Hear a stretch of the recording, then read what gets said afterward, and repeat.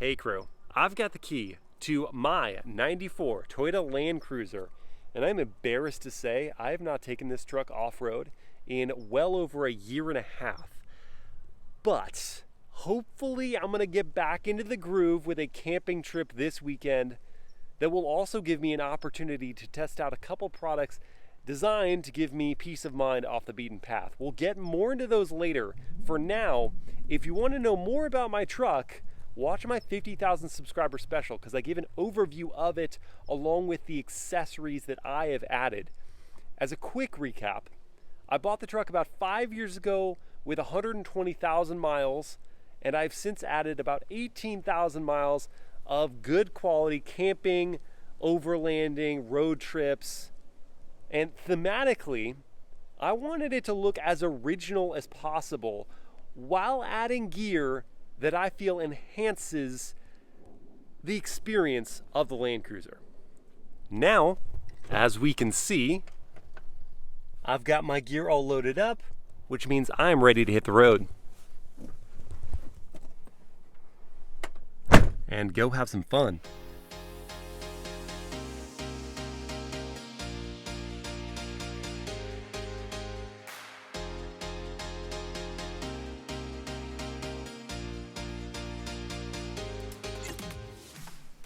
Mission accomplished. Made it out to the campsite, beating the weekend traffic. And as I wait for my friend to come join me, I'm gonna relax and enjoy some lunch. Oh, that is what the doctor ordered. Food. All right, now that I'm refreshed, let's talk about the goodies I brought along with me and why I think they're gonna come in handy. So, quick story. When I was first camping, I just bought a run-of-the-mill Walmart cooler, threw some ice in it with my snacks, and was on my merry way. Quickly discovered that ice melts rather fast in a non-well-insulated cooler. So I was like, all right, fine, I'll spring for the big Yeti super well-insulated cooler. Still, though, ice did eventually melt. So I finally got tired of the cooler setup and wanted a fridge. I reached out to the folks at Dometic. They sent me this CFX 75 DZW. There's a lot of letters and numbers.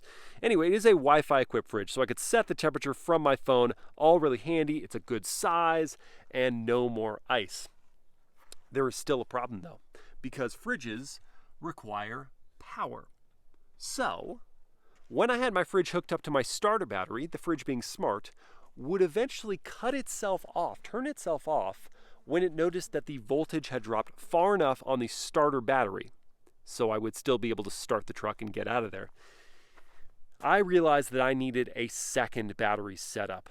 One, just being the starter battery, I wouldn't worry about being stranded, but the second, just running the fridge, and maybe down the road some other accessories. So I did that, and things were better. But I didn't spring for the absolute best dual battery setup. I just got these Sears Die-Hard AGMs. I knew I didn't want lead acid batteries because though they have great cranking power, they don't have the long cycles that are needed for a constant and continuous drain.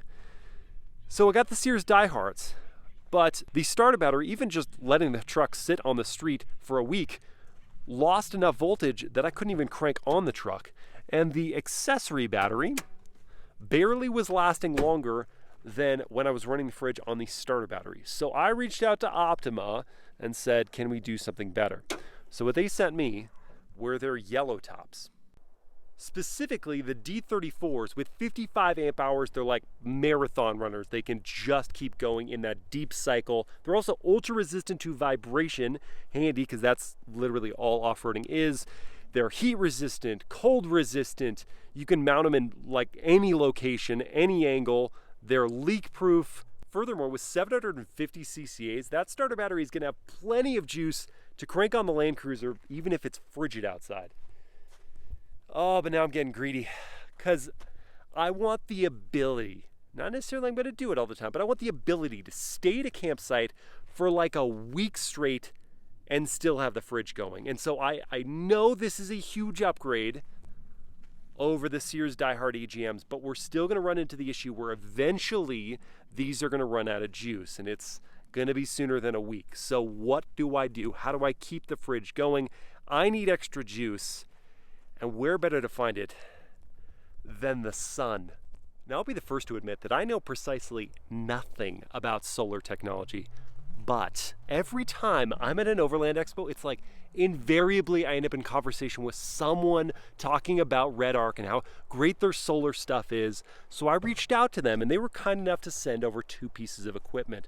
The first is their 25 amp BCDC dual battery charger, and I'm showing you the underside of the driver's seat because that's where I put it. Even though it's fully weather sealed and I could put it in the engine bay, I just wanted it out of the way.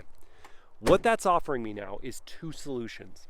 One, when I'm driving, it is boosting the alternator to bring up that secondary battery to 100% charge.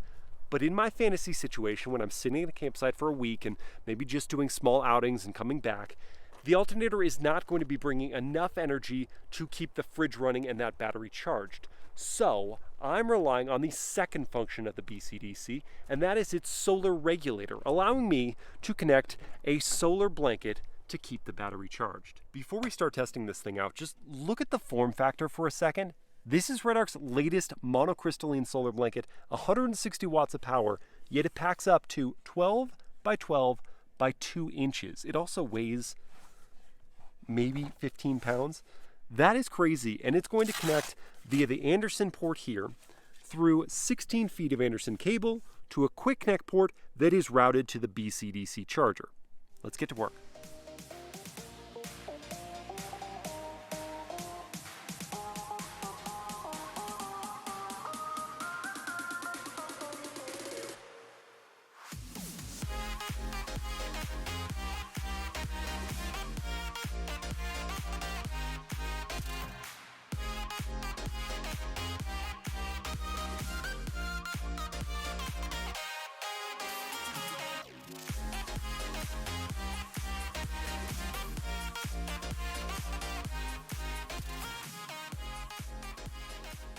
Well, that was just exceedingly painless. I'm connected here, in through the port, under the hood, to the dual battery charger.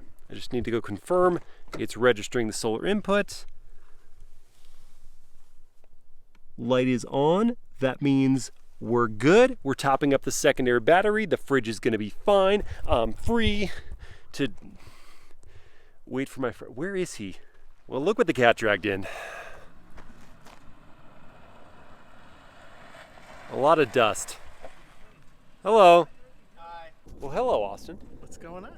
Do you remember when you were in that really weird video of me taking the Polaris slingshot through a car wash? Yep. I refuse to do it with you. Yeah, well, I was very cold. Well, now you're going to be in a video about off-roading and solar stuff. So do you want to go off-roading and completely defeat the purpose of me laying out the solar panels to charge up the accessory battery? Sounds good. Awesome. All right, so yeah, it was a brief demonstration of solar charging the secondary battery. However, one thing I can tell you is that I checked it when I started and I had 12.2 volts to the secondary battery, and I checked it when I pulled the thing off. I was still at 12.2 volts.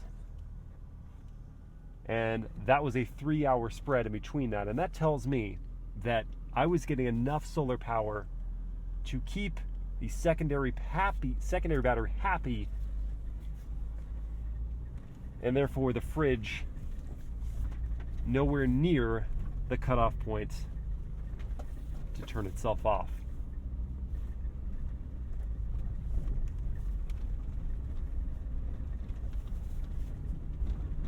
And it's that kind of peace of mind that allows me to say, all right, I'm going to go off-roading for a little bit and not worry about the fact that the alternator isn't getting enough charge into that secondary battery.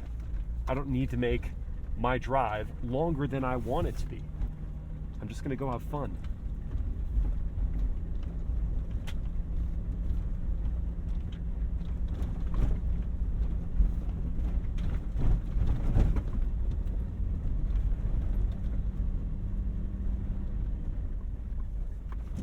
As we're getting dirty, and give you some info on the truck that you can otherwise get from the description of my POV test drive in the Land Cruiser and my 50,000 subscriber special. But 94 meant that we had the FCJ80 engine. It's a 4-liter inline 6-cylinder that makes 212 horsepower and 278 pound-feet of torque. It's channeled through a 4-speed automatic to a permanent all-wheel drive system. I do have a 2-speed transfer case,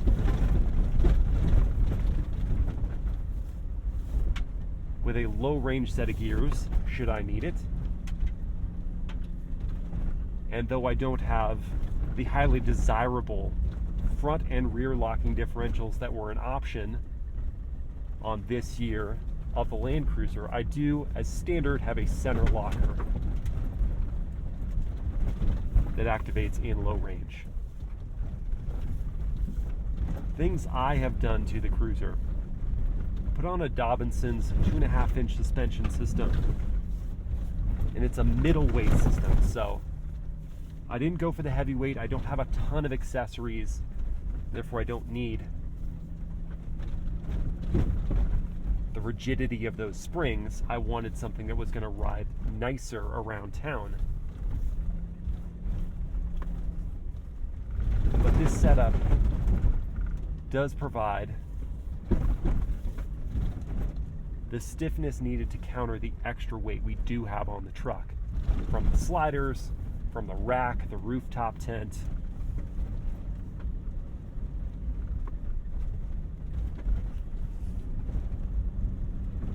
And it rides so nicely off-road. I say that, what you're actually hearing is not suspension rebound, just my stuff crashing around in the back. If I slow over bumps, gosh, this thing is fun to drive. And while I don't have a ton of power, I certainly have plenty for this kind of road. Austin's out in his 2015 Tacoma TRD off-road.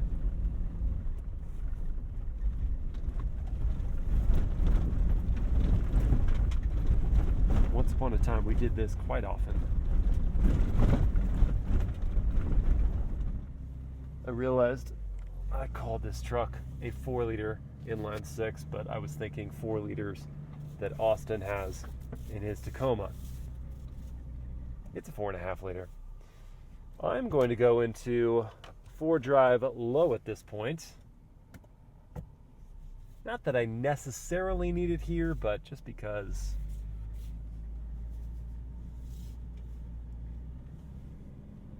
I haven't used the low range in quite a while.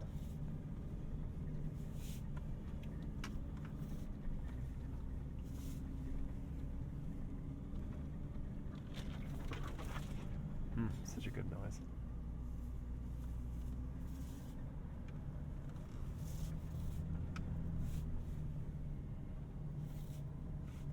This is a dead end, isn't it? It is! Well, it was very steep, but we could see the Land Cruiser does it without an issue. Well, clearly nothing technical, but still a good time off-road in the Land Cruiser. I have missed this truck, and I needed time away with it.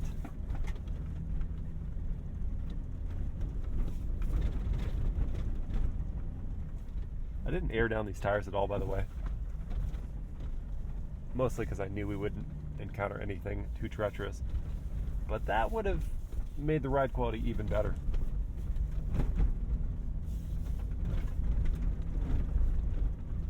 It's called a Land Cruiser for a reason.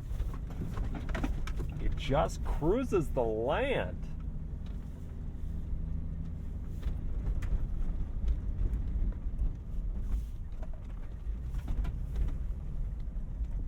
Oh, that is beautiful.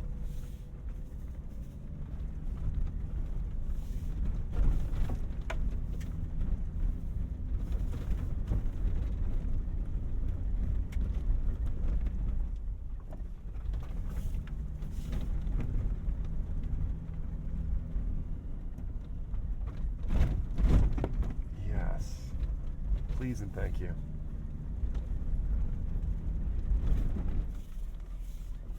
One more Vista. Jeez. All right, Austin, I'm hungry. Are you hungry? Oh, I'm starving. Let's make some food. Got the fire going. Austin's mixing a salad. Doing a great job.